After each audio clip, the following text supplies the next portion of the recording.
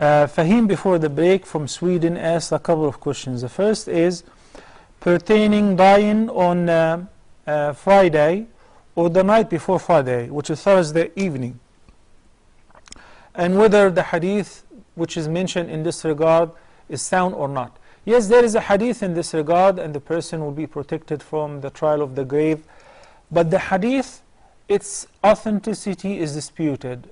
Ibn Hajar al-Asqalani and Shu'aib al-Arnaut and others have judged the hadith as a weak hadith, while Shaykh al-Albani, may Allah have mercy on him, considered the hadith as a hasan or a fair hadith.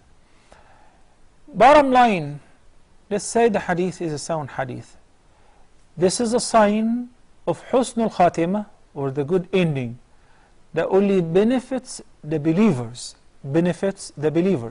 Friday, brothers and sisters, as the Prophet ﷺ said, خَيْرُ يَوْمٍ طَلَعَتْ عَلَيْهِ الشَّمْسِ, the best day ever that the sun rose upon is Friday.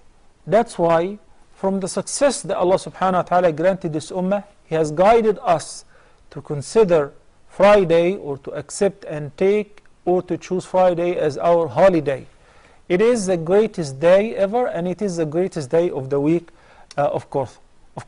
While others have been misdirected, chose Saturday for the Jews or Sunday for the Christians, and Friday is خَيْرُ يَوْمٍ طَلَعَتْ عَلَيْهِ الشَّمْسِ. So dying on that night or that day, inshallah, it's a good sign for the good doers. But for a person who used not to pray, let's say that he died in a car accident, or died on Friday, or before Friday, or after Friday, what difference does it make if the person used not to pray? But these assisting signs, which help all together to show that the person has a good ending.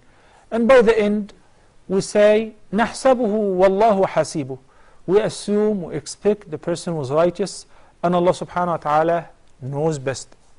Because Allah subhanahu wa ta'ala says, فَلَا تُزَكُّوا أَنفُسَكُمْ هُوَ أَعْلَمُ بِمَنِ اتَّقَى. The divine command in this ayah means, don't you admire nor praise yourselves. He knows best which one of you is a righteous one. Now,